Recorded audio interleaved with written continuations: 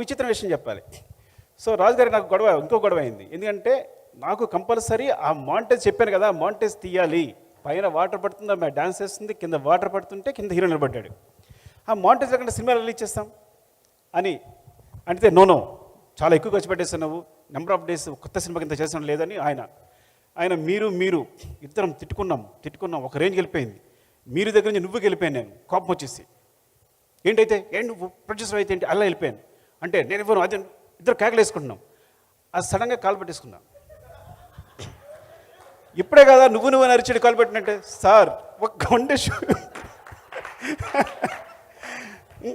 ఒక్కరోజు షూట్ ఇవ్వండి సార్, ఆ మాంటేజ్ మిస్ అయిపోతున్నా నేను.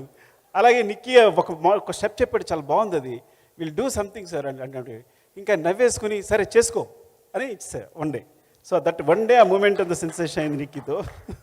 సో సమ్టైమ్స్ ఏమంటానంటే మీరందరూ అనుకుంటారు ఒక డైరెక్టర్ అంటే చాలా పొగరుగాను లేదంటే వాడు చాలా అసలు చెప్పింది వినంట. నేను సినిమా బిగినింగ్ కొత్తలో ఇదే ఆలోచించినవాడిని, నా వెనకాల అన్నీ వినేవాడిని. మణిరత్నం ఒక రోజు షూటింగ్ క్యాన్సిల్ చేశారంట, మనం కూడా క్యాన్సిల్ చేయాలి.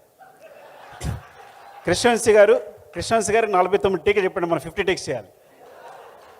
సో వెనకాల చూసేవాడిని, వెనక్కి తిరుగుతాయి, ఈ షాట్ వచ్చిన వెంటనే ఒక మణిరత్నం కనిపించేవారు, ఇటు కృష్ణవంశీ గారు కనిపించేవారు. సో ఐ ఫీల్ లైక్ ఒక్కొక్కరు అంటే కథలు వింటుండేవాళ్ళం కదా. ఇంకో రామ్ గోపాల్ వర్మ అసలు ఫోనే చేయడంట, ఆర్టిస్ట్ కూడా ఇలా బుక్ చదువుకుంటాడంట, ఎస్ అంటాడంట, మనం కూడా అలా చేయాలి. సో ఇవన్నీ రిపీట్ అవుతుండేవి. ఎందుకు చెప్తున్నాను, ఇది మిస్ అయిపోయాను. ఎందుకు చెప్తానంటే డైరెక్టర్స్ అందరికీ సో చాలా కాంప్రమైజ్లు ఉంటాయి. నేను రాజుగారి కాళ్ళు కనీసం 3 సార్లు పట్టుకుని ఉంటా సినిమా మొత్తం మీద. అంటే అంత జాగ్రత్త కూర్చున్నారా మీరు అంటే అంతే. సో మీరు అందరూ ఏమనుకుంటారంటే చాలా పొగరుగా సుకుమార్ అంటే ఏం మాట లేదు. నేను చాలా కాంప్రమైజ్ అవుతాను. కేవలం ప్రోట్ నాకు రావడం కోసం కాంప్రమైజ్ అవుతాను. నా ప్రోట్ రావడం కోసం కొంచెం కోపంగా బిహేవ్ చేస్తాను. ఇది కేవలం సినిమా కోసం మాత్రమే. ఒకసారి నిజంగా కూడా కోపం రావచ్చు, దాన్ని సర్దుకుంటాను. సో అంటే డైరెక్టర్స్ అందరూ వచ్చే అసిస్టెంట్ డైరెక్టర్లు అందరికీ ఒక సందేశం ఏంటంటే పైకి మీ అందరూ ఇలా కనిపించవచ్చు కానీ చాలా కాంప్రమైజ్లు ఉంటాయి, చాలా కష్టపడి ఉంటాం, చాలా బాధపడి ఉంటాం, చాలా తిట్లు తిని ఉంటాం, చాలా ఇన్ఫీరియర్గా బతుకుంటాం. సామాన్య మానవులలాగా మీరు చూడరు, అట్లా అందరిలా బిహేవ్ చేస్తుంటాం.